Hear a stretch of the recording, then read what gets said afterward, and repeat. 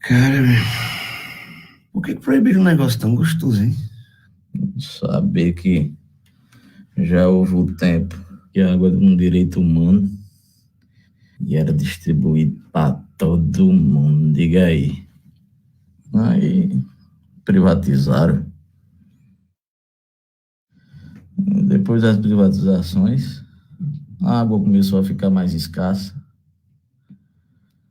Aí, para evitar a revolta de quem não tinha acesso à água, os bestinhos do governo resolveram proibir para todo mundo. Hoje, só quem pode ser dono da água é a agroindústria, as grandes indústrias e os bancos. Banco? Os bancos. Os bancos são donos da maior reserva de água do mundo. Ainda aqui, né, velho? Um golinho. Alô, galera da massa! Não. E é boa, é? Isso é da boa? Essa daqui é mineral, man.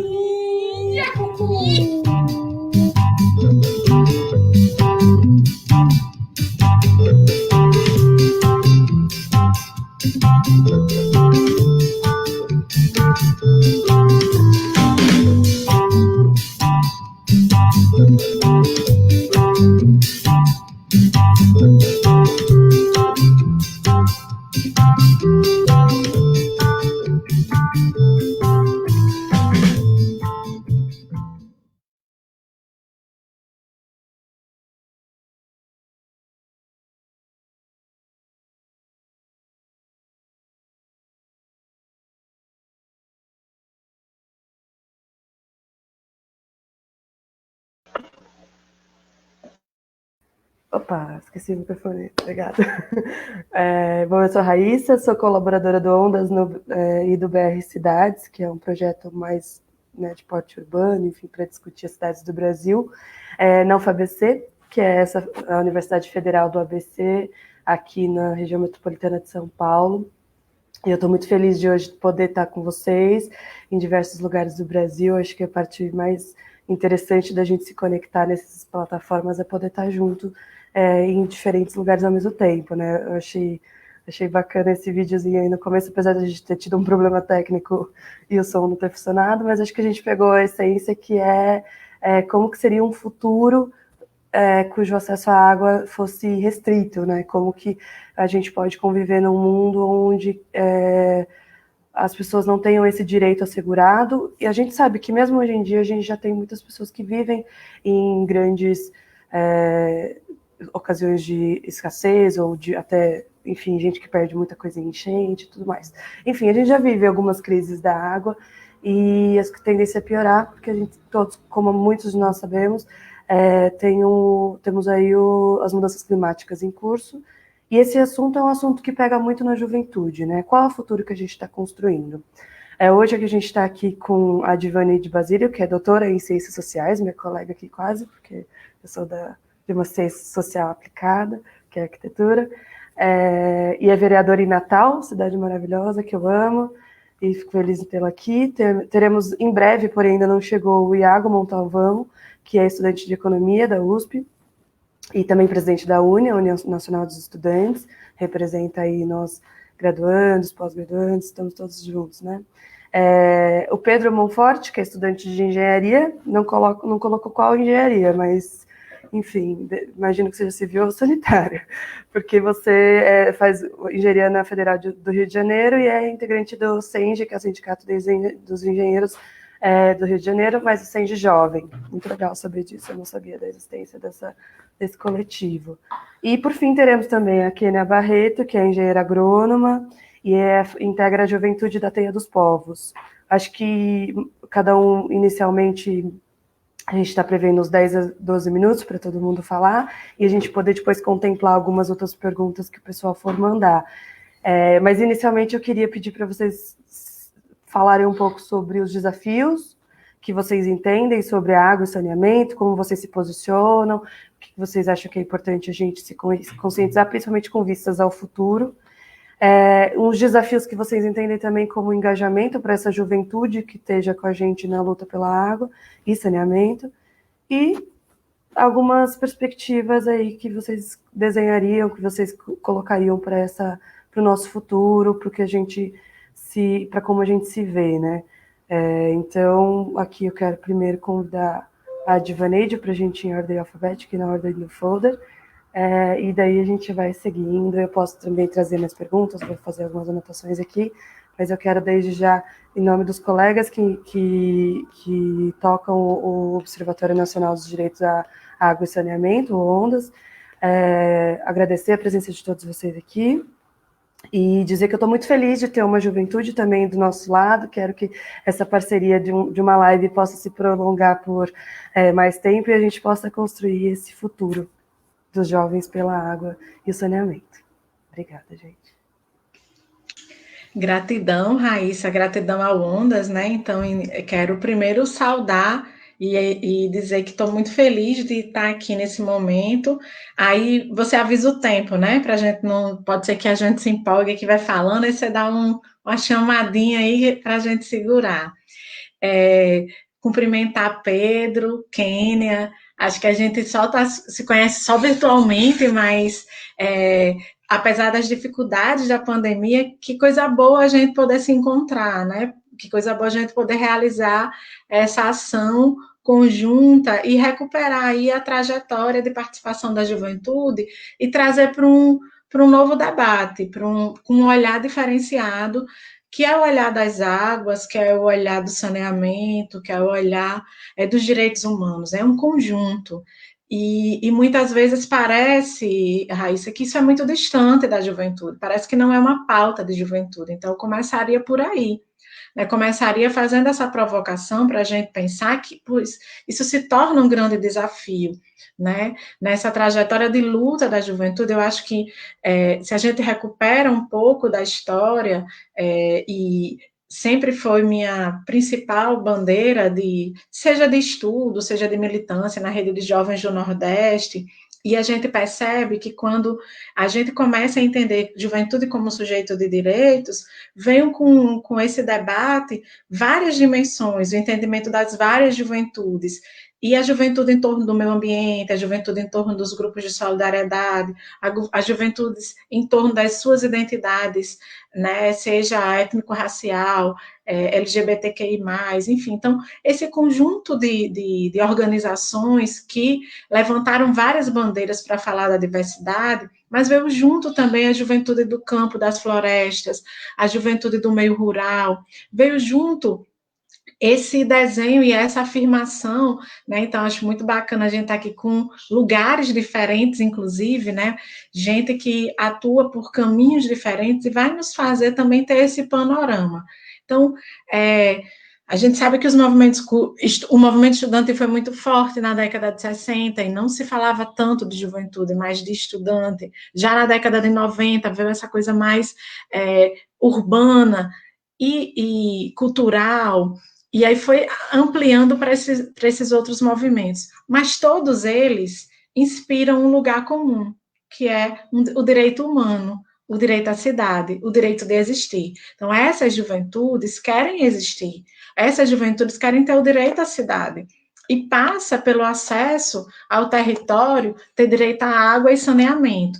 É uma coisa bastante lógica, né? Porque se a gente está falando do direito à cidade, o direito da juventude ser sujeito de direitos, e a gente está falando também de um recorte de classe, de um recorte de raça. Por quê? Porque nós estamos recuperando a trajetória da juventude pobre, que está principalmente nas regiões mais vulneráveis, e nessas regiões, Kênia, nós sabemos bem que mora a juventude que não tem acesso ao saneamento, que não tem acesso à água de qualidade, que nesse momento de pandemia é justamente a juventude que mais está sofrendo.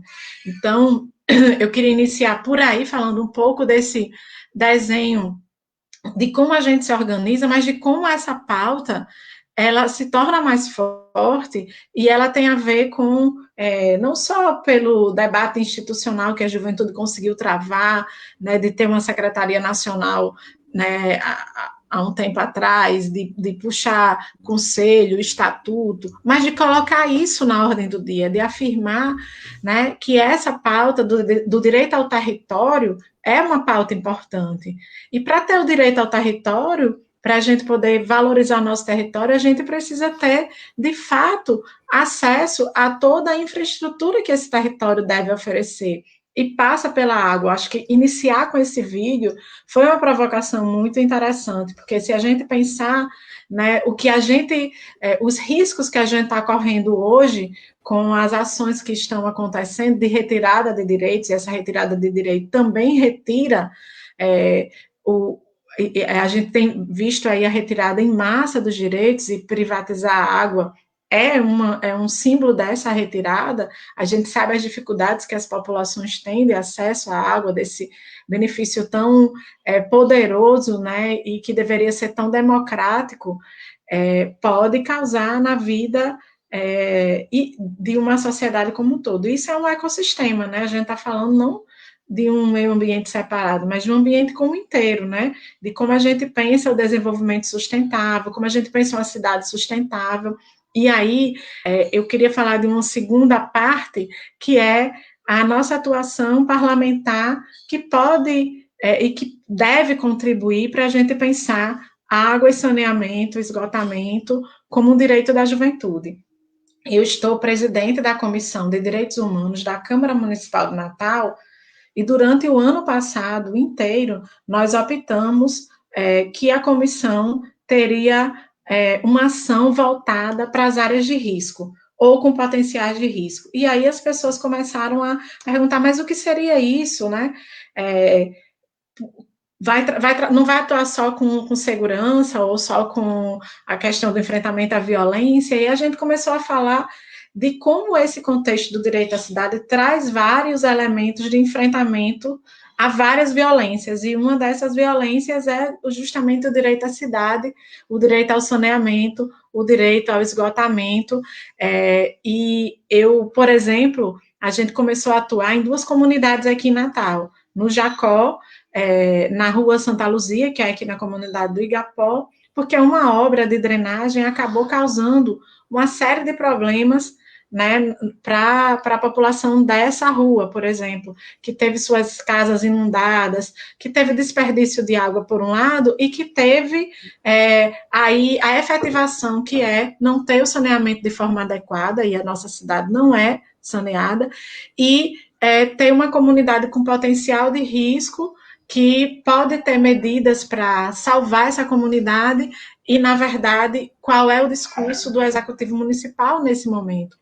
Levantando a bandeira da revisão do plano diretor pró-modernização da cidade. E aí eu me pergunto, como uma cidade pode ser moderna se ela não é saneada?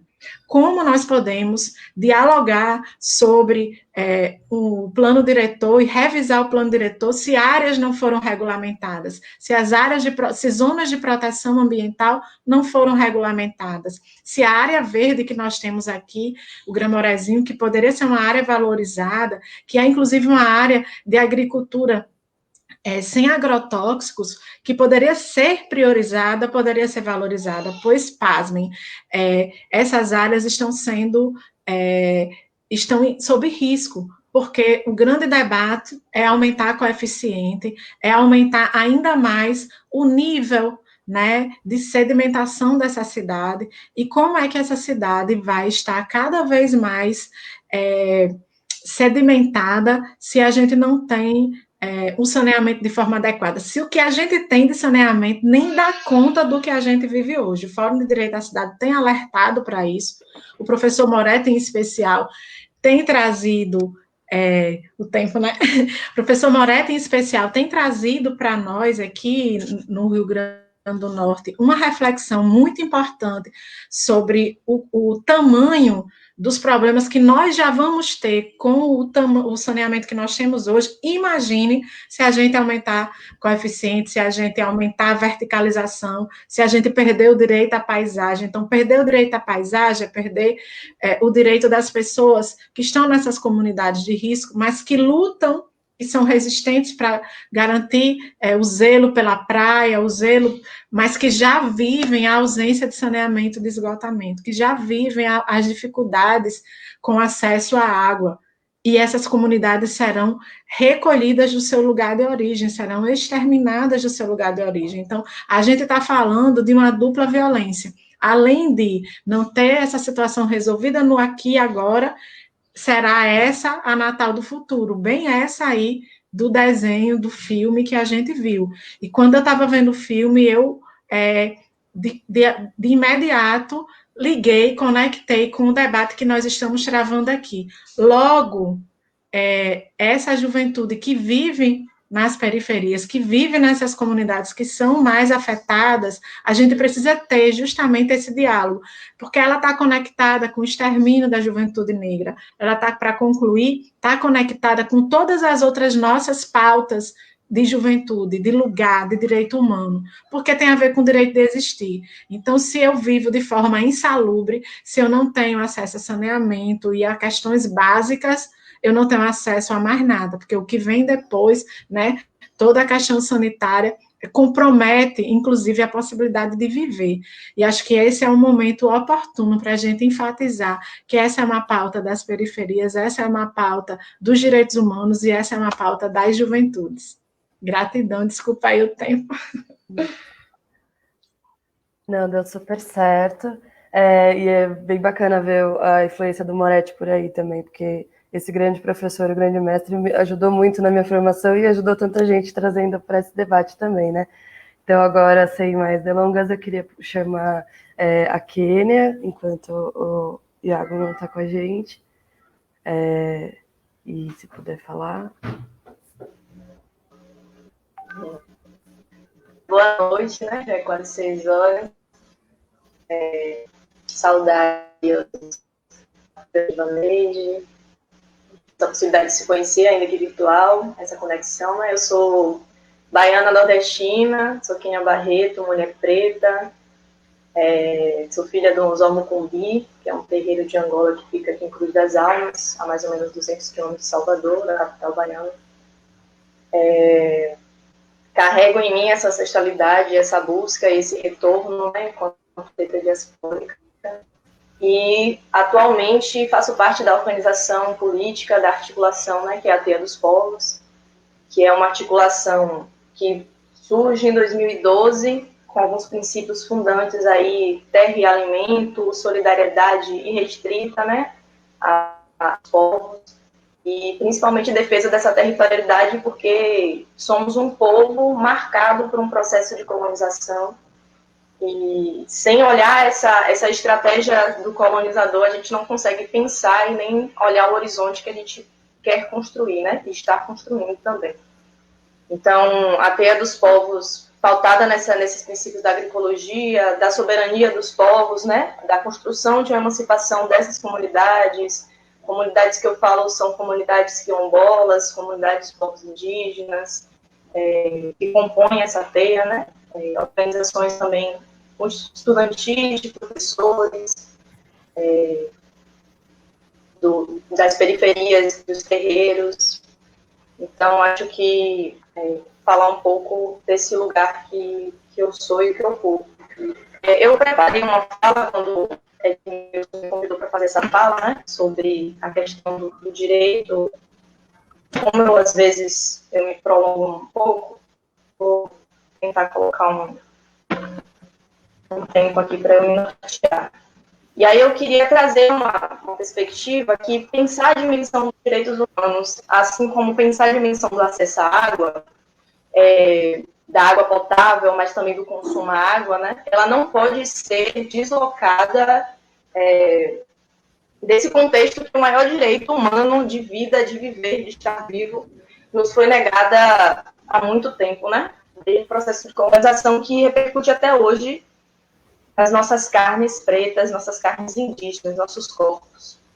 E aí faço parte dessa juventude afetada por esse crime que se chama escravidão, né? A partir encabeçada por esse sujeito eurocentrizado, e que gera, nessa estrutura sociopolítica do Brasil, uma divisão, né, do Nordeste, Norte e do Sul, principalmente na perspectiva das políticas públicas, né, que são voltadas no reordenamento ou nesses recursos, de como são disponibilizados esses recursos financeiros do Estado, né, que deveria servir ao povo, mas vem servindo a elite agrária, a elite industrial, e o Estado ele surgiu principalmente para poder mediar essas relações de classe, né? Então, em sua lógica essencial, ela não está incoerente, né? Aí, dentro desse... Aí, eu acho que isso é importante trazer, pensando na dimensão de direitos humanos, e nós, juventude, que estamos protagonizando espaços, né, entendendo a importância desse protagonismo nosso, principalmente porque a gente não inventa a roda, a gente permite que a roda se mantenha girando, né, para a gente não deixar de existir, né, não só enquanto corpo e epiderme, mas enquanto sujeitos que carregam em sua ancestralidade, né, toda uma história. Então, eu queria trazer esse debate do direito à água a partir de uma cosmovisão africana diaspórica. Que aí, por exemplo, é pensar a água a partir de um elemento vital, mas também de uma entidade, né? Então, dentro dos terreiros, a gente vai olhar a água doce, né? Nossa mãe Dandalunda, a gente vai olhar a água salgada, nossa mãe Kayala, ou Iemanjá, Oxum, a partir de cada nação que a gente veio, né? De África, e a partir também de como é direcionada isso dentro da cosmovisão indígena. Então, a água assume não uma dimensão enquanto uma mercadoria, né, mas enquanto uma entidade que não está ali só para nos servir, mas existe uma relação de troca, uma relação de respeito. E aí a gente vai perceber que hoje e atualmente e historicamente, onde habita povos quilombolas, onde habita, né, nossos terreiros, onde habita nossos povos indígenas originários do Brasil, dessa terra chamada Brasil, né, é onde se preservam as nascentes de rios, é onde se preserva a mata ciliar, onde se preserva a mata, né, dos seus biomas correspondentes. Então, são esses lugares que são preservados e, ao mesmo tempo, que são esses lugares que são alvo desse sistema genocida, né? Porque a gente, aí, que vai ser afetado por esse sistema genocida, né? Principalmente representado pelo braço armado do Estado, pela Marinha, pelo Exército, pela Polícia Militar. E aí, um exemplo, o que vão chamar, por exemplo, né? Do racismo ambiental. Que vão chamar de racismo ambiental, né? Duas comunidades quilombolas estão localizadas hoje no que passa um rio chamado Rio Capivari, em Cruz das Almas, aqui na Bahia. E em 2011 foi feito um projeto, o Estado fez um projeto Minha Casa Minha Vida, e não se preocupou no saneamento básico. Claro, né? É um projeto voltado para um povo preto, periférico, então montou lá e isso já é o suficiente, o Estado está fazendo o seu papel. E aí começou a poluir esse rio. O rio Capivari, ele vai desaguar na bacia hidrográfica do Rio Paraguaçu. Não sei se vocês conhecem, mas que é o que a gente vai conhecer como a barragem da Pedra do Cavalo, que fornece água para a Feira de Santana, Salvador, né? Que também tem os seus impactos ambientais por ser um projeto, principalmente, né, com um olhar voltado para também para os grandes capitais. Então, e aí, duas comunidades quilombolas são afetadas porque usavam esse rio para pesca, usavam esse rio para usos espirituais também. E hoje o rio se encontra assoreado, se encontra contaminado com diversos coliformes, né? Então, esse racismo ambiental, ele coloca em xeque a necessidade de entendermos que existe um sistema, né, genocida, e que esse sistema ele visualiza o povo. E esse povo tem cor, esse povo tem raça, né? Então, isso eu acho que é muito importante trazer para a gente conseguir entender a dimensão dessa água, né? Não a partir do que atualmente a gente visualiza, porque a gente paga todo mês a água da Embasa, a gente, né? Mas nessa dimensão aí. Aí eu teria outros exemplos, como, por exemplo, no território do Guaí, que fica em Maragogipe, também perto de Cruz das Almas, que corresponde ao território do Recôncavo Baiano. E aí, por exemplo, que é uma comunidade que vão chamar de rural, né, está mais distante da zona urbana, e que a água encanada ela não chega nessas comunidades, né? Então, existe uma dimensão também de quem vai acessar essa água tratada, quem vai acessar essa água que provém de uma barragem. Então, isso não dá para se justificar se não for por um racismo ambiental, né? Que aí a gente vai ver companheiras como Eliane Sacramento, do movimento de pescadores fazendo esse debate, né? Assim como o professor de engenharia elétrica, doutor em engenharia elétrica, Henrique Cunha, e tantos outros pesquisadores e não pesquisadores, né? Nossas guerreiras de luta. E aí eu não gostaria de não deixar de falar sobre isso, né? Que é a questão do derramamento do petróleo nas praias nordestinas, né? Se a gente pensa na dimensão da água, não dá para pensar na dimensão da água potável somente, né? Porque a água potável e a água doce e a água do mar, elas se encontram em vários pontos, né? Se a gente for olhar para o Rio Paraguaçu, ele vai desaguar no mar. Né? A Baía de Todos Santos, a gente vê que a relação de água, por exemplo, para os pescadores e pescadoras, é uma dimensão também do alimento que essas águas traz, né? Da gente poder comer os nossos peixes, né?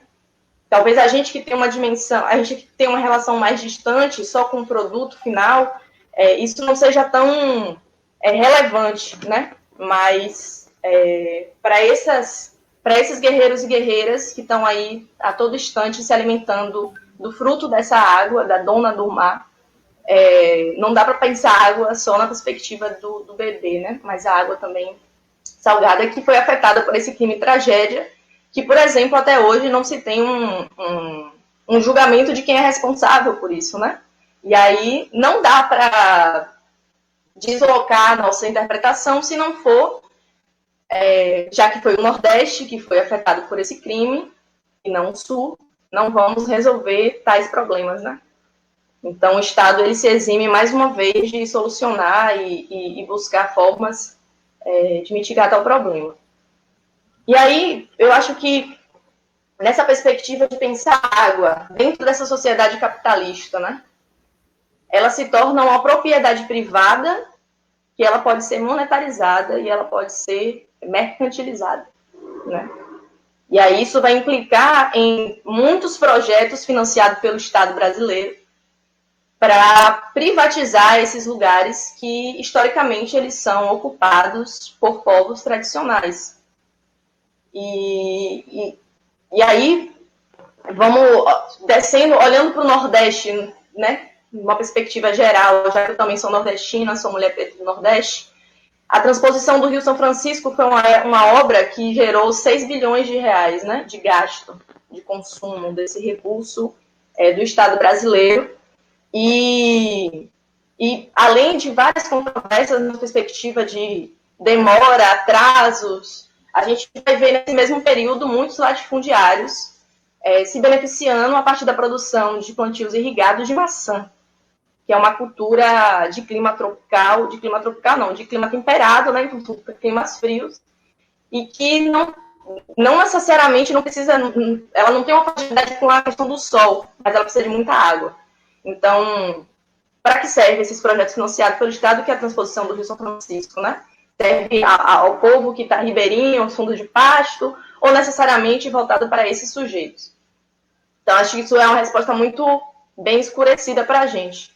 Aí, por exemplo, o estaleiro do Paraguaçu. Aí, por quê? Você está trazendo o estaleiro do Paraguaçu, o que é que isso tem a ver? Já que estaleiro é onde conserta navios, né? Mas o estaleiro do Paraguaçu, ele, por exemplo, na sua instalação, ele impactou... Me ouve? Porque deu uma fechada aqui. Queria só dizendo, se você puder dar uma fechada para a gente passar para o pessoal, mas a gente volta a conversar também. Certo. Então, projetos como o estaleiro do Paraguaçu, que vai afetar necessariamente, né, a produção pesqueira daquela região, o metrô de Salvador, que vai ser construído em cima de várias nascentes em próprio Salvador, né? A barragem de Pedra do Cavalo, que administra a saída de água, essa vazão de água implica necessariamente numa acidificação ainda mais desse rio Paraguaçu, impedindo a proliferação de várias espécies de peixes, né? E aí, eu queria tocar num assunto que é a questão, né, do plantio do eucalipto no recôncavo da Bahia. E aí eu estava dando uma lida, assim, principalmente porque é a minha área, né? Uma planta de eucalipto consome por dia 46 litros de água, né? E quando a gente está falando do eucalipto, não é para beneficiar o nosso povo, né? É para construir toda uma ideia, toda uma lógica industrializada de papel que vai servir às elites, principalmente brasileiras. Então, teria muitas outras coisas para falar. Da Cobrac, que é uma subsidiária multinacional da Penarraia, em Santa Amaro, que joga vários dejetos de metais pesados no Rio Subaré, e que isso implica necessariamente nessa preservação desse rio, né, para o nosso povo. Então, a gente está... A quem o Estado está responsabilizando essa água contaminada, né? Para quem a gente está olhando. E aí, eu estava estudando no Cana esses dias, e essa Asa Nigeri, ela vai falar que a falta de saneamento, e aí eu complemento que a questão da falta de acesso à água também, né, potável, encanada, é um tentáculo desse Estado genocida dos povos pretos, dos povos indígenas, numa tentativa de exterminação mesmo, né? Mesmo que não seja epidérmica, mas com todas as epistemes, com todas as, né, extermínio de toda um pensamento de tudo que a gente carrega de ancestralidade. E aí, para finalizar, de verdade, o ato da irrigação, a partir da fonte da Agência Nacional de Água, né, que é uma agência do próprio Estado brasileiro, ela vai trazer que 67% do consumo da água é feita para agricultura irrigada, né? E hoje a agricultura irrigada, ela desemboca principalmente na questão da elite agrária brasileira, né? Que vem desde o processo de várias leis que foram instituídas de 1850, da Lei de Terras, que também está em conformidade com a lei de abolição da escravatura, né? Porque se não tem terra, você está livre, você não está livre, né? Tanto que hoje a gente vê uma grande inchaço nas favelas, e a gente vê um povo pagando aluguel, pagando água, pagando luz, pagando tudo, sem ter um salário mínimo para poder sobreviver, né? Então, se a gente for pensar a dimensão do direito à água, a gente tem que, de fato, responsabilizar essa elite agrária e industrial, quem mais consome água no Brasil, né? Em prol de uma elite eurocêntrica, que não é nem só brasileira, né? A gente serve a outros países da União Europeia. É isso, muito grata. Obrigada, Kênia. Você trouxe pontos muito importantes também. Acho interessante a gente fazer esses recortes, acho super importante. E eu trago agora, eu quero só dar as boas-vindas ao Iago, que chegou um pouquinho depois, mas daqui a pouco a gente conversa com ele. E eu quero chamar já o Pedro para falar. Pedro. Boa noite, gente. Tudo bem? Primeiro, queria saudar todos aqui participantes, palestrantes junto comigo, a Kênia, a Vaneide, o Iago. Queria também agradecer aí o apoio da Raíssa e todo mundo que está aí na produção da live, e também o nosso público que está dando o prazer de nos assistir agora. Como a Raíssa falou inicialmente, eu sou estudante de engenharia, e não sou de civil nem da outra que eu esqueci. Eu sou da engenharia que ninguém conhece, que é engenharia de materiais. Então, às vezes, eu nem falo para passar esquece essa parte, vamos focar na engenharia. Mas eu faço parte do coletivo Força Motriz, que é um coletivo de assessoria técnica popular, que atua nas favelas do Rio de Janeiro, né, junto do movimento de favelas do Rio. Nós fazemos parte das Brigadas Populares, que é uma organização política que atua, já é uma organização de nível nacional, né? Nós temos uma linha de pensar uma alternativa socialista e popular para o Brasil. Nós atuamos em muitos campos, no movimento estudantil, no movimento feminista, no movimento negro, e principalmente no movimento territorial, né? Na luta territorial. Trabalhamos muito com o movimento pela moradia, com ocupações urbanas. Aqui no Rio de Janeiro, esse é o nosso foco, né? nós atuamos já há quase 10 anos aqui no Rio com o movimento de favelas, com o movimento comunitário. E o nosso coletivo, o Força Motriz, foi criado há 3 anos como parte das Brigadas Populares, compreendendo, nós somos um coletivo estudantil, né, compreendendo o papel do estudante universitário, do profissional, né, de diversas áreas, de utilizar o conhecimento técnico e utilizar a tecnologia como forma de construção de desenvolvimento social. Né? E não só de desenvolvimento social, mas utilizar o conhecimento como um instrumento de luta, um instrumento de construção de poder popular. Né? E aí isso vem a partir de diversos instrumentos de luta. Nós aqui no Rio hoje atuamos muito com as ocupações urbanas, pensar as ocupações como instrumento de luta, né? De luta pela moradia, né? A gente sempre costuma dizer que ninguém quer fazer ocupação, as pessoas têm que fazer ocupação porque é a única forma que elas podem pressionar e lutar pela sua moradia. Então, o nosso papel, né, nessa construção dessa luta é fornecer essa assessoria militante para garantir pequenos projetos de infraestrutura, garantir mapeamentos, garantir alguns projetos que a gente pode realizar com esse conhecimento para servir como base para essa luta. Né? E através desse trabalho, né, nós nascemos do curso de engenharia da UFRJ. A partir desse trabalho na engenharia, nós começamos a entrar em contato com o Sindicato dos Engenheiros, aqui no Rio, e com a FICENG, na Federação Interestadual de Sindicatos de Engenharia, e criamos uma parceria e hoje nós fazemos parte do CENG Estudante, né, que é uma forma que o nosso sindicato encontra de entrar em contato com a juventude, compreendendo que a juventude não é só, né, como a gente ouve muito, não é só o futuro da luta política, ela é o presente. Né? A juventude que sempre esteve na linha de frente de todas as grandes transformações sociais da história da humanidade. Né? Então, nós temos que ver a juventude como presente, como o foco que nós temos que ter na construção dessa luta. Porque são eles que vão sempre... São eles que têm a energia, né, necessária para tornar essas grandes transformações realidade. E indo em direção à questão da água, né, a gente atua aqui no Rio, como eu disse, com ocupações. As ocupações, via de regra, acontecem em favelas. No Rio de Janeiro, quase 1/4 da população urbana mora em favelas, vive em favelas. Né? E as favelas, por via de regra, não têm acesso à água garantido. Não tem, né? E como foi dito aqui por todos, né? A água se coloca como um direito humano, como um direito que não pode ser de forma alguma visto de forma isolada. O direito à água, falando da nossa experiência aqui nas favelas, o direito à água é o direito à sobrevivência.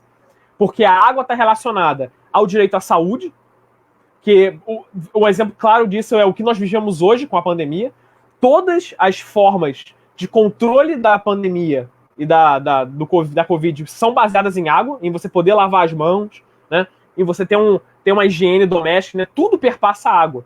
Então, e isso impacta diretamente numa questão de saúde pública, porque sem água, para pelo menos 1/4 da população do Rio de Janeiro, você tem um impacto direto no controle do contágio, na curva de contágios. Né? Então, o problema da água escala muito rapidamente para uma questão de sobrevivência de saúde pública para todo o Estado. Né? Mas isso é só um exemplo extremo do que nós vivemos hoje. Isso, no dia a dia da população carioca, mas a população carioca como um exemplo para a população de todo o Brasil, né? Hoje, aproximadamente, pelo menos de dados de 2019, aproximadamente 17% da população do Brasil toda não tem direito à água garantido. São aproximadamente 35 milhões de brasileiros. Né? Assim, só dando um exemplo do que nós vivemos aqui, mas a questão da água nas favelas é crucial. Porque a água, quando ela falta, ela é um problema, que é o caso geral, e quando ela é demais, ela também é um problema. Acho que isso acontece em todo o Brasil, mas ficou notório os casos das inundações que acontecem no Rio de Janeiro. Todo verão é a mesma coisa. Uma parte enorme das favelas do Rio são lavadas e destruídas por essa água. Então, não só o Estado é incapaz de garantir para a população como direito humano básico, como direito que dialoga com o direito à saúde, que dialoga com o direito à moradia, né? Não consegue garantir o acesso dessa parcela enorme da população a esse direito, mas também é incapaz de garantir a segurança dessa população frente a uma força da natureza que é a chuva. Então, o problema vem de dois lados e quem fica nos dois lados desse tiroteio somos nós, somos a população pobre que não tem esse direito garantido na cidade. Então, essa questão, ela se coloca para a juventude como parte da população mais propensa a questionar essa contradição que existe na sua cidade, na sua vida, né? E se coloca de uma forma cada vez mais urgente e terrível, com características de catástrofe. A água no Rio tem uma característica de catástrofe nos seus dois extremos. E hoje, mais ainda, com essa questão da quarentena. Para vocês terem uma ideia, a gente, aqui no Rio, a gente atua em diversas comunidades, mas existiu no começo da quarentena, haviam inúmeras comunidades no Rio que tiveram que abrir um processo com a Defensoria Pública do Rio de Janeiro porque não tinham acesso à água. Então, por um lado, o próprio governo defendia que a forma de conter parte do governo, né? Porque a gente sabe que o governo federal acha que é só uma gripezinha. Mas parte do governo defende o controle do contágio da Covid através de medidas baseadas na água, uma parte enorme da população simplesmente não tinha água, né? Então, se coloca aí o dever da juventude, das organizações comunitárias, dos movimentos sociais, se colocar mecanismos e formas de pressão para o Estado para dar uma resposta a essa demanda urgente que é a água no contexto de pandemia. Mas, por fora disso, nós temos a questão que, temos o problema da água no Rio de Janeiro, que temos esses dois problemas. Ou ela é demais, ou ela falta. E aí, qual é a resposta mágica que surge para o Estado para dar uma resposta a isso, que são as privatizações. Então, ao invés de resolver o sucateamento da água, que aqui no Rio de Janeiro está muito associada ao sucateamento de uma empresa pública, que é a SEDAI, que deveria organizar, né, de forma racional a água no Rio de Janeiro, mas não só sucateia essa empresa, não sei se todo mundo ficou sabendo, mas no Rio de Janeiro, no começo do ano, nós tivemos uma crise muito grande ligada ao que na época se achava que era uma contaminação de geosmina na água, que é um composto que é gerado por micro-organismos, que dá um cheiro de terra na água, né, um cheiro ruim e uma coloração estranha na água. Então, dos primeiros 2 meses do ano no Rio, a gente teve uma crise em todo o estado, porque a água de todo o estado estava contaminada por esse composto. E recentemente, há mais ou menos umas 2 semanas, saiu um estudo da UFRJ que mostrou que, na verdade, não era geosmina, que era contaminação por esgoto, né, que gerava um composto muito semelhante à geosmina, que gerou uma confusão nos pesquisadores naquele momento, mas que indica um sucateamento dessa empresa, né, que no ano passado demitiu um número enorme de engenheiros e técnicos que eram responsáveis exatamente por essa gerência. Então você coloca aí um sucateamento que gera essa condição catastrófica da água no Rio de Janeiro, e coloca como solução para isso não a política pública, não o investimento estatal, mas a privatização. E a privatização, nós temos a privatização da SEDAI no Rio de Janeiro data de pelo menos 1994, que era o governo do Marcelo Alencar, que começou a tentar agilizar esse processo. Mas a gente sabe que no Brasil privatização significa caos. A gente vive... aqui deu alguns exemplos de como que o papel das empresas, né, em locais estratégicos, né, como a água e a energia, né, pode ser extremamente prejudicial, né, mas nós temos outros exemplos a nível nacional que ficaram infelizmente conhecidos, como o desastre de Mariana em Minas e das barragens, enfim, que foram os maiores desastres e crimes ambientais da história do nosso país. Então, para encerrar, a gente tem que, enquanto juventude, enquanto organizações responsáveis por organizar politicamente essa juventude de favela, essa juventude periférica, negra, pobre, para se mobilizar em defesa da água e entendendo a água como parte de um consórcio de direitos que não podem ser vistos de forma independente, né, e colocar um não completo e rotundo à privatização como solução, né, que não é uma solução, é só uma forma de agravar essa ausência de direitos e garantir o interesse privado, garantir o lucro dos empresários ao invés do direito à vida, que é o direito à água. É isso, eu encerro. Muito obrigado.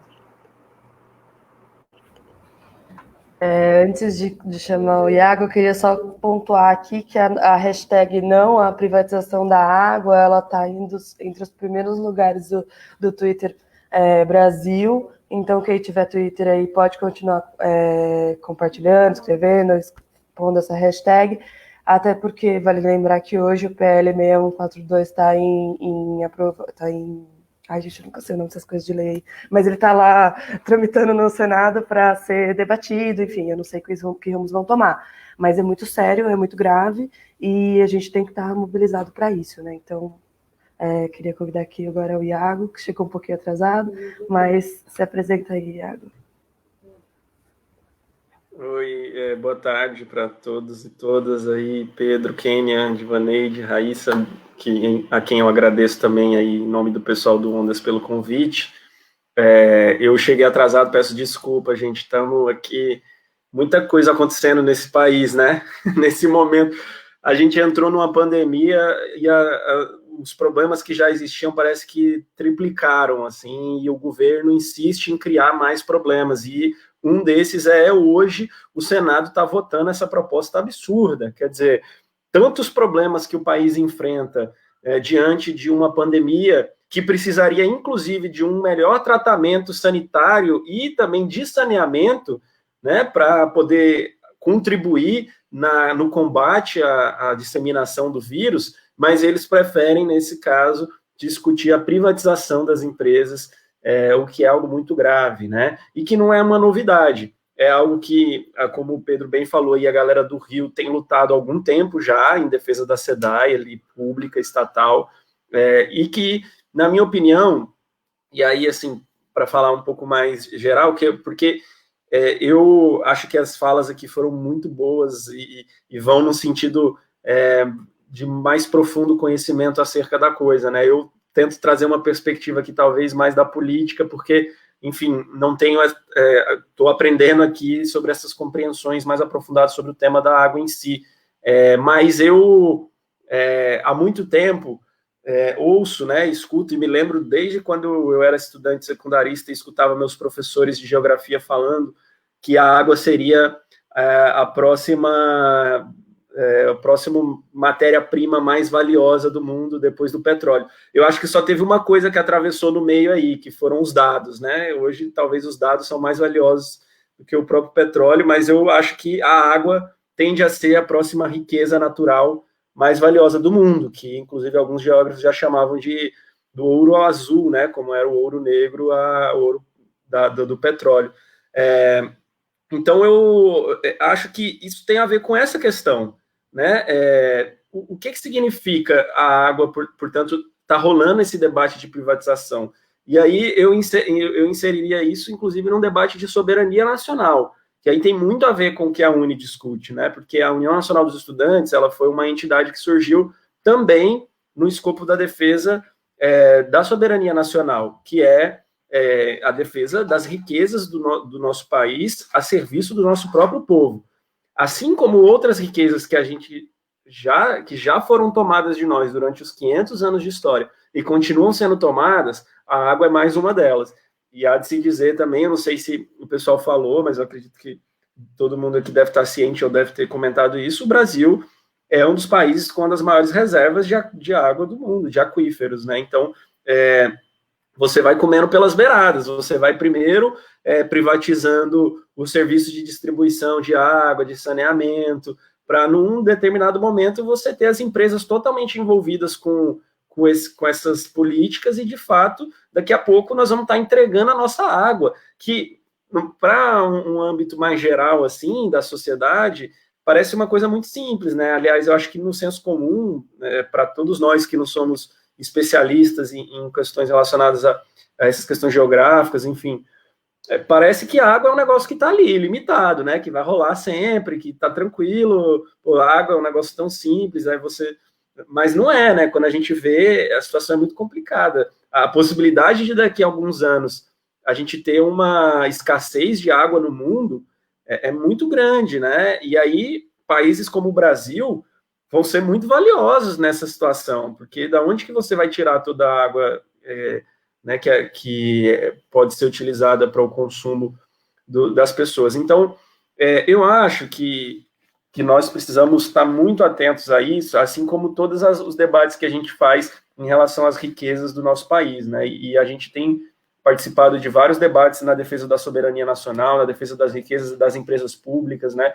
Eu me lembro que até no ano passado participei de alguns atos lá no Congresso Nacional, em Brasília, com esse tema da soberania nacional e da defesa das empresas públicas, e eu acho que isso tem a ver com as nossas riquezas, a serviço do nosso próprio povo, mas nesse momento também tem a ver com a defesa da vida das pessoas, porque, vejam, a gente está numa situação aqui de enfrentamento também, muito ligada aos estudantes da periferia que estão se preparando para o Enem, né? E mesmo aqueles que estão na universidade já, mas que, por exemplo, não têm acesso aos serviços necessários para conseguir acompanhar uma aula remota pela internet, por exemplo. Isso é um desafio muito grande. Mas aí nós estamos discutindo isso daqui, por exemplo. Como que a gente vai resolver o problema desses estudantes? Porque adiar o Enem só não é o suficiente. A gente precisa que essa galera tenha uma estrutura de estudo em casa. Então, precisa ter livro, precisa ter internet, etc. Tem vários projetos nesse sentido. Para a galera da universidade é a mesma coisa. Mas aí, quando você vai conversar com essa galera, muitas famílias, muitos movimentos de periferia, né, muitas lideranças, eles dizem o seguinte, pô, legal vocês estarem falando sobre essa galera ter internet, né, mas essa galera aqui não tem nem acesso à água direito, não tem nem alimentação direito, né, então, tipo, esse é um debate muito sério, porque o vírus, ele não escolhe classe social, a gente sabe disso, mas os problemas sanitários e as dificuldades de acesso aos hospitais, isso sim tem classe social, né? Isso sim tem a ver com a galera na periferia, por exemplo, ter um índice de mortalidade muito maior do que a galera das elites, né? E aí, quando a gente fala de falta de acesso à água, tem a ver com isso também, na periferia, né? Então, eu acho que esse era o momento, por exemplo, do Congresso estar discutindo um plano emergencial sanitário e que incluiria o saneamento nesse pacote. Como que a gente vai garantir que essa... Porra, velho, é uma coisa absurda, assim, e isso sem falar na galera que mora na rua, né? Esses dias eu estava caminhando ali na Paulista, saindo de um ato que a gente participou lá, e aí eu vi uma parada muito legal, assim, que era um grupo tal de ativistas e tal, eles colocaram em vários pontos, assim, água e sabão. É um negócio legal, mas você pensa assim, caraca, a galera não tem acesso a água e sabão, tá ligado? Isso no meio do centro de São Paulo.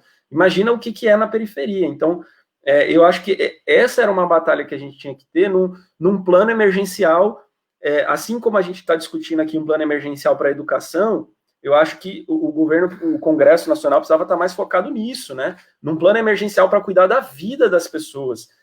Porque, infelizmente, a gente tem um governo que ignora mesmo essa situação. Então, do governo federal a gente não pode esperar praticamente nada. Do Congresso a gente não pode esperar muita coisa também, mas pelo menos ali você tem maior diversidade e tem deputados que podem propor alguma coisa e tentar travar o debate. Então, eu colocaria muito nesse sentido, e a juventude faz parte muito dessa realidade, né? Para nós que estamos tentando estimular os jovens a não desistirem de estudar, de ingressar na universidade, né, porque é uma situação muito difícil, e a tendência é essa galera desistir e olhar para um Enem da vida e falar, quer saber, velho, foda-se, vou fazer outra coisa, porque vou ajudar meu pai e minha mãe a cuidar do trabalho, do serviço. Então é muito difícil, mas isso passa também por dar as condições necessárias para que essa galera possa viver. E aí eu acho que é importante a gente travar um pouco desse debate também sobre o meio ambiente e os direitos básicos, e o saneamento tem a ver com isso, né? A gente, antes da pandemia, a Uni, a gente fez uma brigada de estudantes para a Amazônia, né? Para poder, enfim, registrar tudo que estava rolando ali, que foi naquela época das queimadas e etc., mas era para registrar, para dialogar com a população que estava ali, com os ribeirinhos, com a galera que vive naquelas regiões mais afastadas, e que é a galera, querendo ou não, que preserva nossas riquezas, né? Porque é aquela galera que está ali resistindo bravamente para preservar toda aquela riqueza que está ali, e que muitas vezes as indústrias, as grandes indústrias e predatórias acabam querendo destruir. Então, eu acho que esses são temas muito relevantes e que tem a ver também com a nossa discussão, enfim, da juventude. era isso, então, queria dizer que a Uni também está aberta sempre a discutir esses temas, e fica aí o nosso abraço e saudação. Valeu.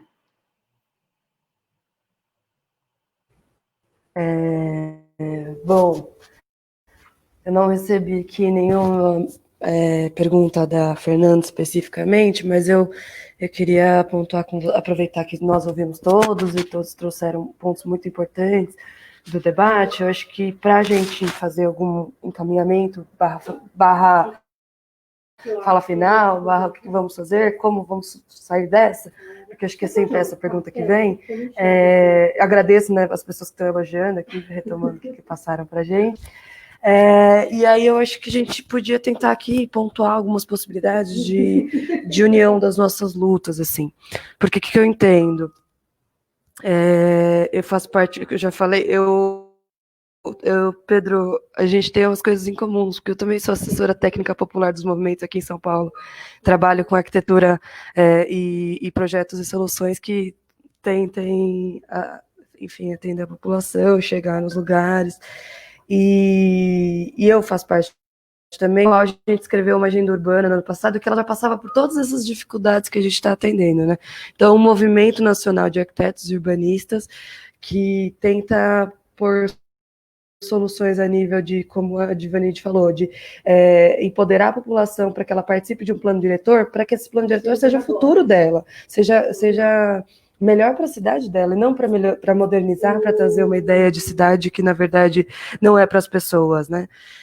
E a gente também teve diálogos com gente do Brasil todo, a galera da Amazônia, como o Iago trouxe, que trouxe uma perspectiva de vivência urbana completamente diferente.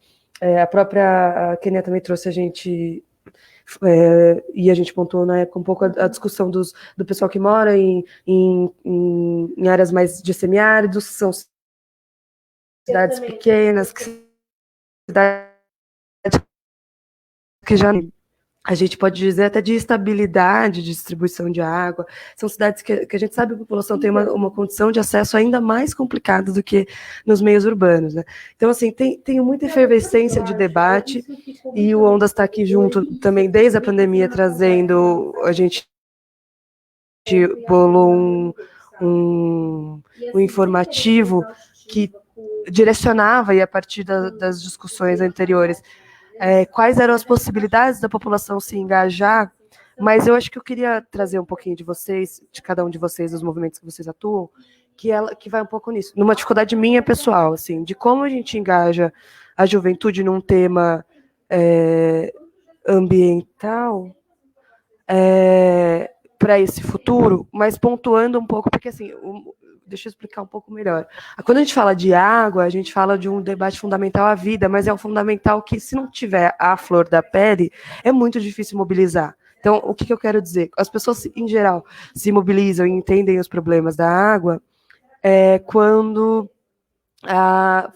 tem a seca ou quando tem o excesso. Então, o que vocês acham que a gente poderia se mobilizar, que a gente poderia articular?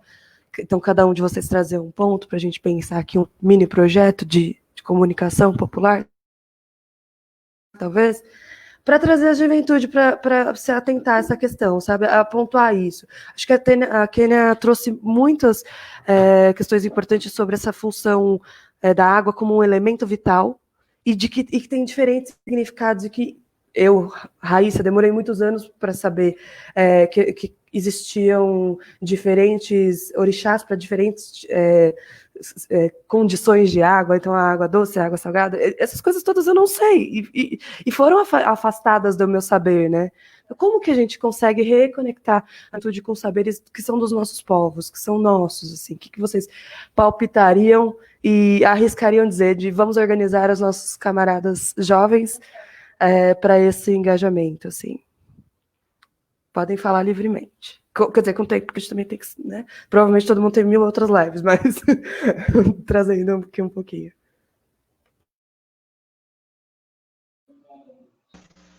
Vai pela ordem, assim?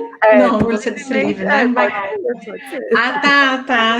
Vocês viram que, na verdade, eu fiz Eu vi um que Kênia errinho, também né? ligou. Cai, Kênia. Eu falei que eu ia seguir a ordem alfabética, a ordem do card, na verdade eu segui a ordem das mulheres e depois garotos perderam. Foram depois. Pode falar, Divané. Então vamos. E você viu que nós duas já fomos logo, né? Mas eu achei muito bacana, Raíssa, que você retoma esse debate, porque eu estava aqui lembrando de quando eu comecei a falar de como essa pauta da água ela entra nas bandeiras da juventude, né? De como a gente vai retomando esse lugar da afirmação dessas várias juventudes, e é importante que a gente diga que tem uma juventude organizada do campo e da floresta, e tem um lugar especial hoje esse debate, né, da questão do acesso à água, assim como a juventude das religiões de matriz africana, que tem debatido muito fortemente esse lugar, esse direito ao território, e acho que a gente tem um gancho, até eu acho que foi Rangel, Carlos Rangel, que falou aí, para a gente falar mais um pouco sobre esse debate do plano diretor, num dos comentários, e aí eu fiquei tentando justamente conectar. Tá muito óbvio, né? E acho que todos vocês trouxeram isso, principalmente agora Pedro e Iago, quando trazem essa pauta política da juventude, assim, acho que a gente retoma esse lugar das identidades, né, Kênia? E como cada grupo desse pode ser valorizado, mas qual é a grande pauta? O que nos une?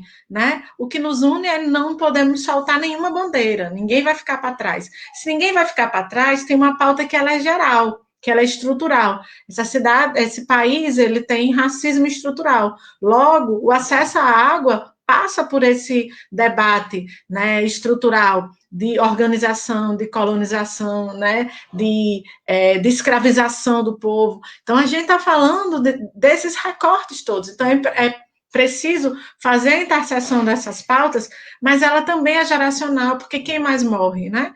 Quem é a juventude quem é o segmento que mais morre, e é esse segmento que está nessa periferia.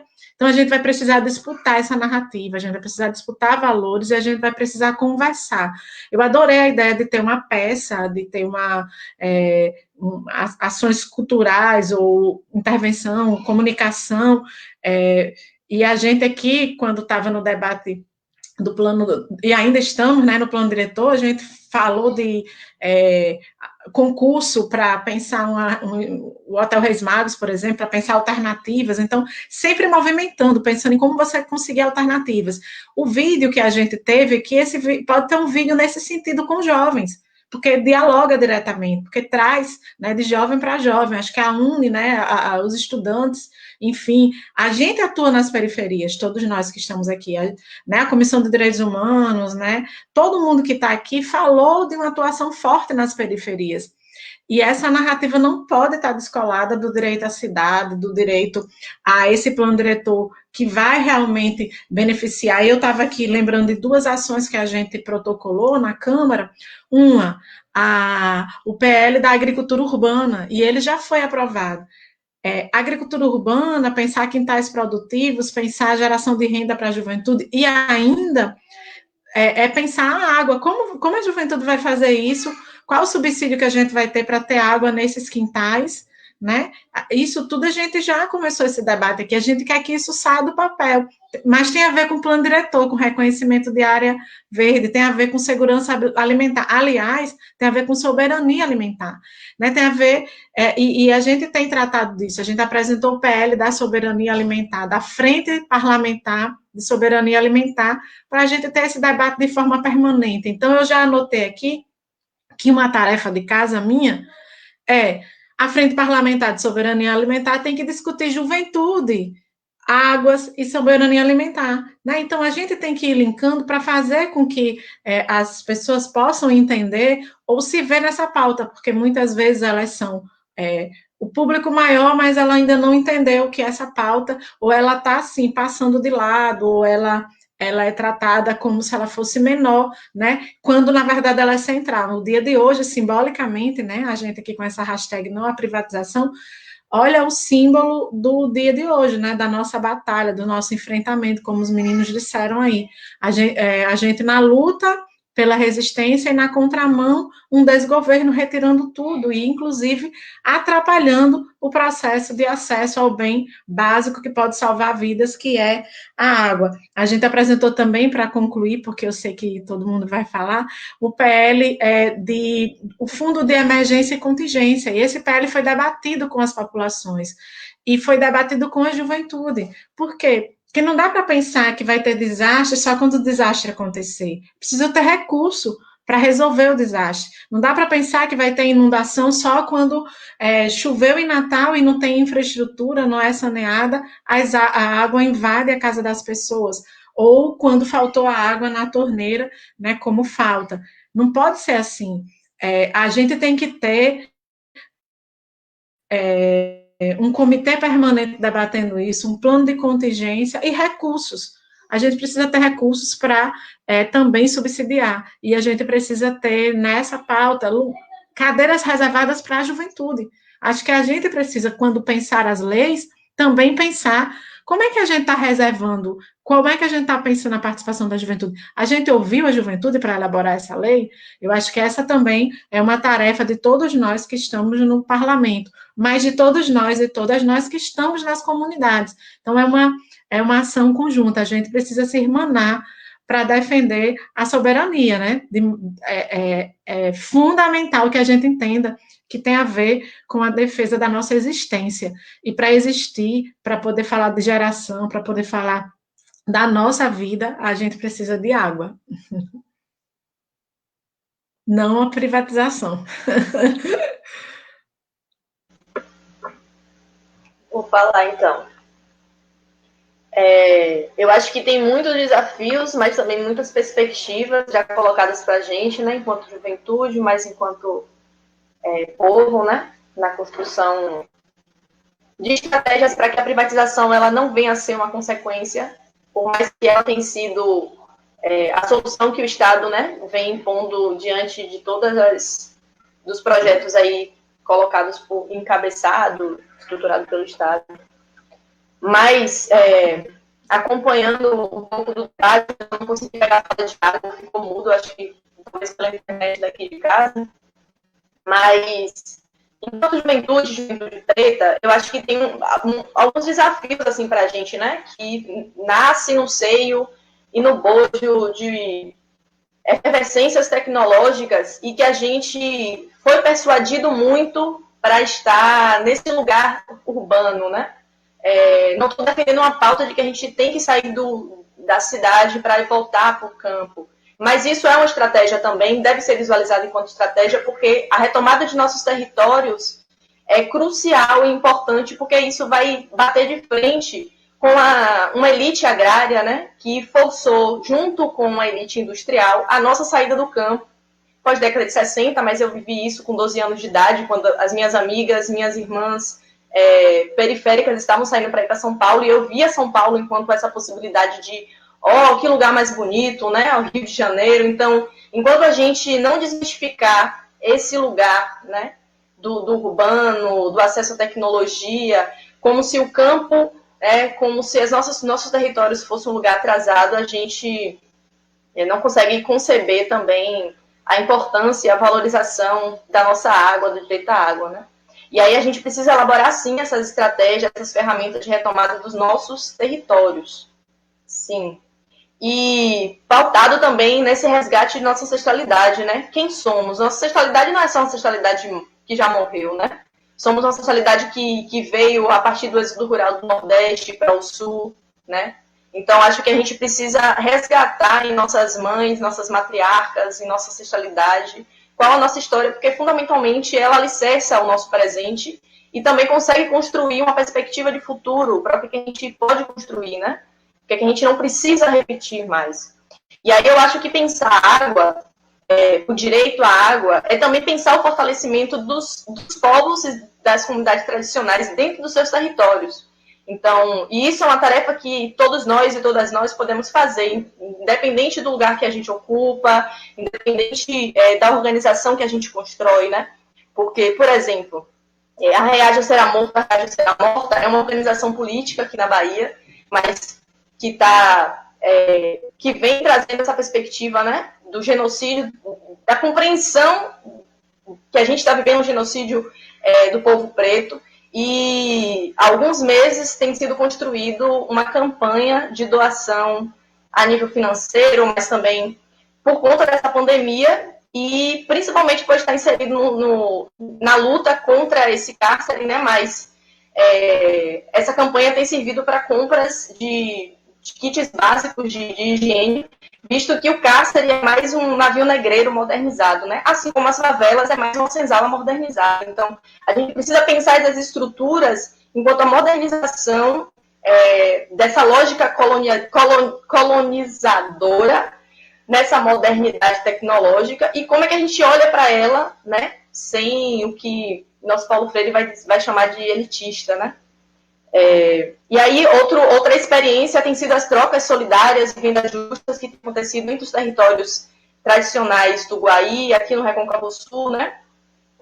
Ilha de Maré, a partir da experiência que o Movimento de Pescadores e Pescadoras da Bahia tem construído e elaborado, e a perspectiva é que esse projeto ele consiga ter uma dimensão também a nível de território do Recôncavo, do Baixo Sul, e dentro dessa experiência é também pensar o fortalecimento desses territórios, né? E pensar o fortalecimento dos territórios é pensar que esses territórios estão fontes de água, estão nascentes, estão lagoas, estão rios, estão lugares que têm uma preciosidade e que o capital está esperando uma fragilidade para poder exterminar qualquer possibilidade de emancipação desses povos. Então, como é que a gente, em nossas articulações, consegue contribuir, né?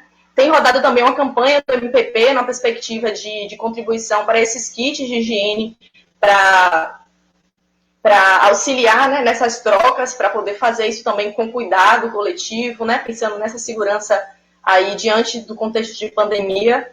E tanto o MPP quanto a Reaja Será Morta são duas organizações que compõem a articulação da Teia dos Povos, né? A qual eu estou aqui me apresentando enquanto juventude.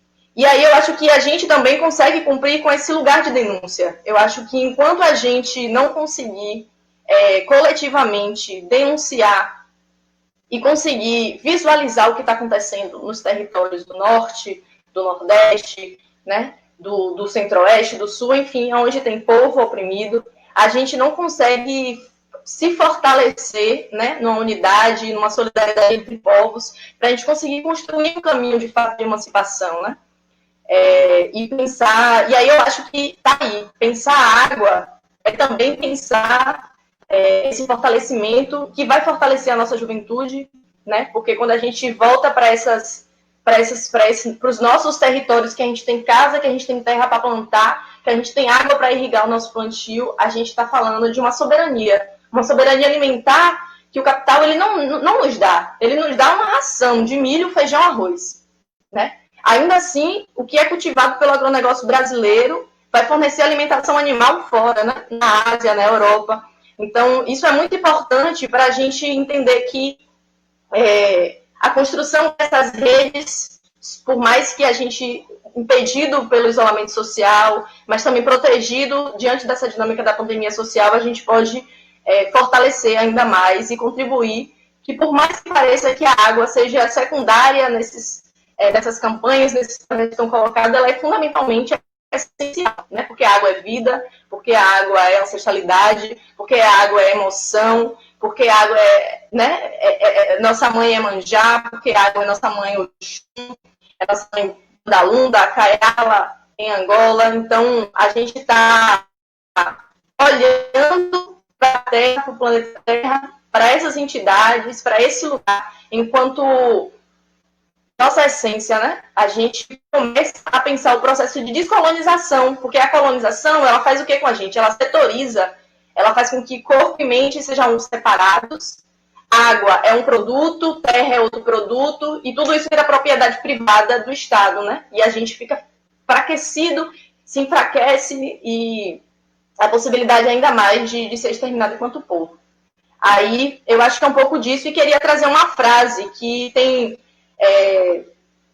contribuído muito com o meu processo enquanto juventude, porque essa frase é de José Neto, do MST, é uma liderança daqui do Baixo Sul da Bahia, e também à frente, né, liderando muitos processos de organização coletiva, pautado também na dinâmica de retomada dos nossos territórios, do retorno à nossa ancestralidade, e ele diz que só existe libertação coletiva. Não há meios de libertação individual. E para isso é preciso que a gente se organize coletivamente. E aí eu acrescento que a gente precisa se organizar também a nível mundial, porque a questão da água é uma questão que perpassa a colonização do que foi o processo de colonização da África, onde tem também demandas de água que o olho é muito grande para uma perspectiva simplesmente de produção de commodities agrícolas, né? Por essa mesma estrutura de colônia, né? Então, nada está deslocado e a gente precisa, sim, construir a solidariedade entre os nossos e nossas. Muito grata, muito agradecida por participar desse espaço. Eu me sinto muito honrada de poder ser uma voz que ecoa, né? Dentro de um momento tão restrito, né, que faz com que a gente, às vezes, se sinta limitados, mas existe muitas possibilidades para a gente ir construindo agora e nesse futuro que a gente constrói agora também.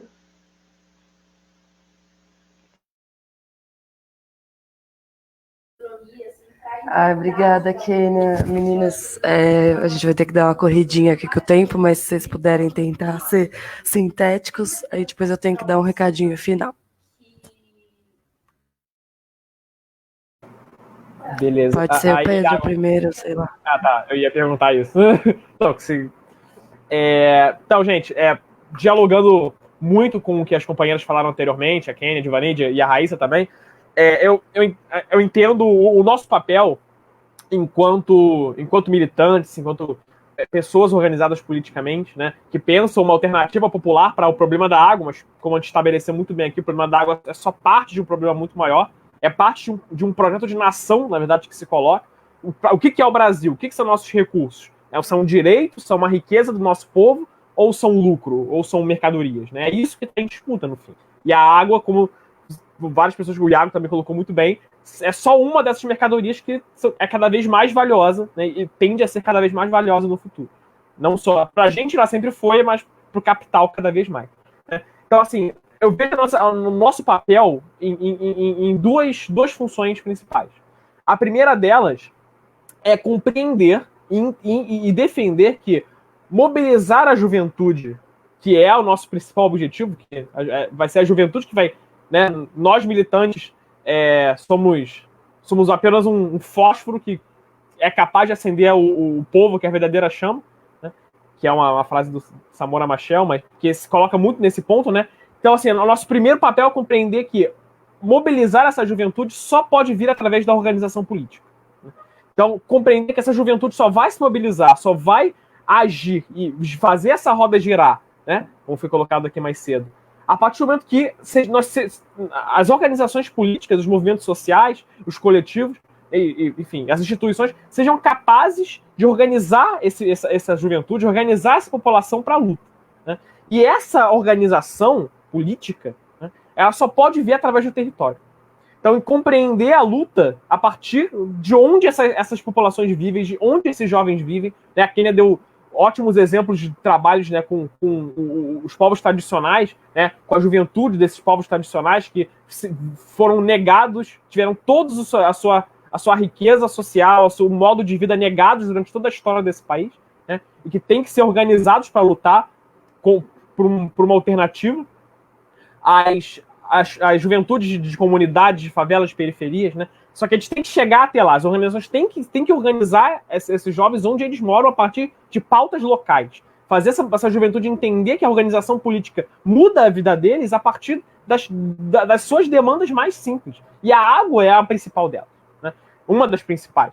Então, se essa juventude perceber que se organizando ela conquista a água para sua comunidade, ela conquista a escola, ela conquista o vestibular, ela conquista a sua moradia, ela vê que a organização política dá certo, que estar presente nessa organização é capaz de mudar as coisas, né? Então, acho que essa é a nossa primeira tarefa estratégica.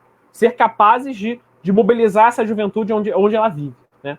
E não só onde ela vive, mas onde ela estuda, onde ela trabalha, enfim, onde ela luta pela vida.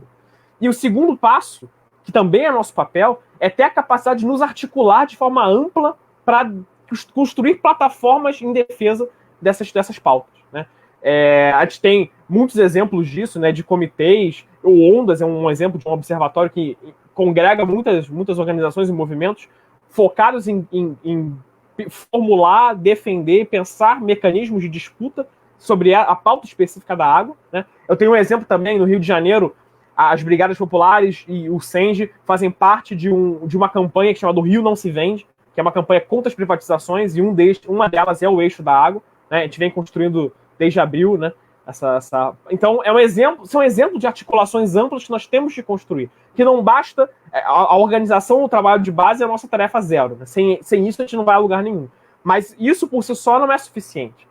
A gente tem que ter a capacidade de enraizar, correlacionar, né, e trabalhar em rede com os nossos trabalhos, com as nossas mobilizações, com as nossas atuações territoriais, para conseguirmos unir essas forças e construir realmente uma alternativa. A alternativa não vai vir de um lugar específico, vai vir da união, da construção de uma nova maioria política a partir dessa união de forças, né, que nós temos que construir nesse tipo de espaço. Então, termino a minha fala, agradeço novamente pela a honra de poder estar aqui discutindo, né, poder dividir esse espaço com companheiras e companheiros tão valorosos e não saem da luta, né, para a gente construir essa alternativa. Agradeço a todos.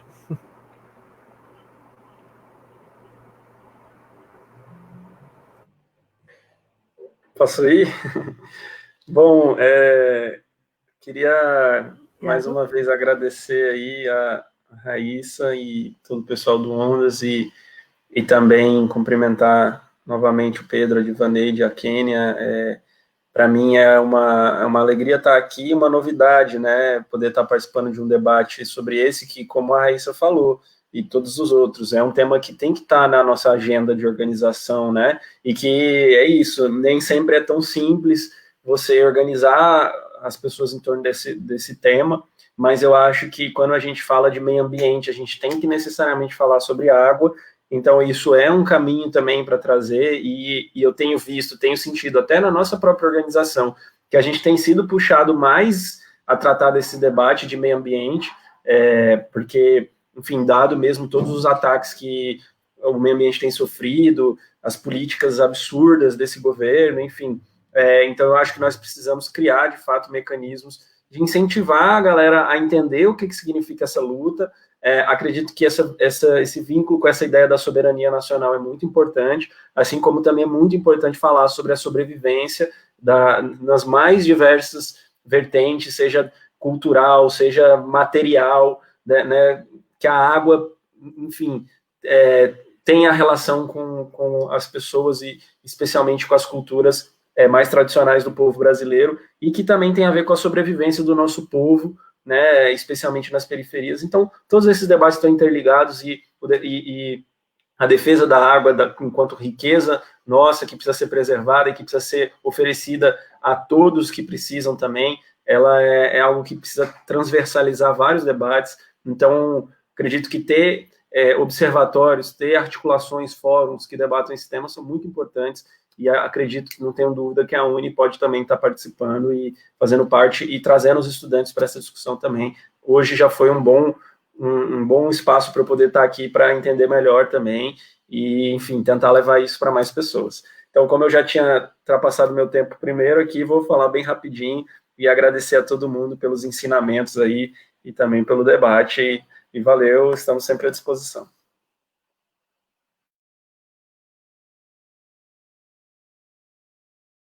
E eu peço desculpa também que eu vou ter que sair, estou bem corrido aqui, gente. Mas finalizando aqui, já dou todos nós. Me despeço. Tchau, tchau. Tamo junto. Só então agradecer. Desculpa, tá cortando a internet aqui. Vocês conseguem me ouvir? Acho que saiu.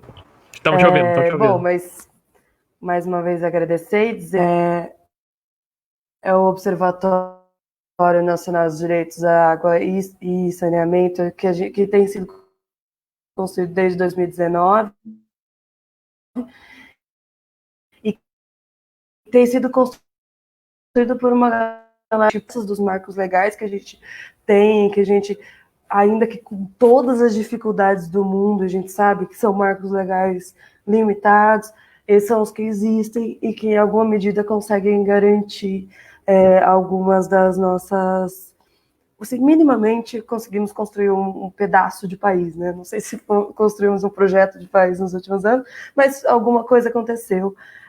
E é bom tê-las aqui, é bom a gente abrir esse debate para cada vez mais a gente ouvir e tentar construir juntos, de fato, um projeto emancipador, um projeto que venha dos nossos povos, que represente a nossa origem e que esteja na ordem do dia, né? Seja esse o nosso grito de guerra. E eu acho que o Ondas está aqui para construir junto. Fico muito feliz de ter sido convidada para fazer a mediação dessa live. Assim, eu que não, já nem me considerava tão jovem assim, estar conosco. E eu quero finalizar convidando a todo mundo que está assistindo para ouvir um cordel que se chama Água, um direito humano, não uma mercadoria. Os autores são Cristine Nobre Leite, Vlader Nobre Leite, e vai ser declamado por Vlader Nobre, professor da Universidade de Petrolina, no Pernambuco. Um abraço. Falar de água dá sede, faz o olho marejar, faz criança se banhar, pescador jogar a rede. É um bem que ninguém mede, um bem que é só alegria. É uma enorme correria quando falta água no cano. Água é um direito humano, não uma mercadoria. Água banha a terra inteira, banha dentro, banha fora. Se esse bem for embora, a morte vem bem certeira. E isso não é brincadeira. Sua falta é uma agonia, seja de noite ou de dia. Água é um bem soberano. Água é um direito humano, não uma mercadoria. Nós vivemos num planeta no qual o homem não pensa, pois ao bem ele o dispensa com a força de uma caneta. Fazendo coisa incorreta, o homem sua covardia até age em heresia, passando a ser um insano. Água um direito humano, não uma mercadoria. Homens de todo o planeta, vamos ter mais consciência. A nossa sobrevivência não admite mutreta. Tão veloz quanto um cometa, ninguém sobreviveria. Vida que extinguiria o Beltrano e o Cicrano. Água é um direito humano, não uma mercadoria. Água para ser bem cuidada, pois é símbolo de vida. Não deve ser perdida, muito menos ser roubada. Água a ser compartilhada para produzir harmonia, traço reto que nos guia no plano cartesiano. Água, um direito humano, não uma mercadoria. O problema é de gestão da indústria e do consumo. Com isso não me acostumo, é preciso educação. Até para lavar a mão é bom ter economia. E deixa dessa mania, desperdício causa dano. Água, um direito humano, não uma mercadoria. A mercantilização da água é um absurdo. Povo que parece surdo e precisa ter reação, não a privatização, unindo categoria, com plano de melhoria, feito para quem tem tutano. Água é um direito humano, não uma mercadoria. Há outro problema grave, falta de saneamento. Chega até ser um tormento, um ponto de muito entrave. O que não é nada suave, motivo de distopia. Sem muita analogia, saúde embaixo do pano. Água um direito humano, não uma mercadoria. Deixamos o chamamento para o povo em geral, para a luta contra esse mal. Esse é um grande momento. Temos um forte argumento, nossa fala contagia, o sistema contraria, e disso não há engano. Água, um direito humano, não uma mercadoria.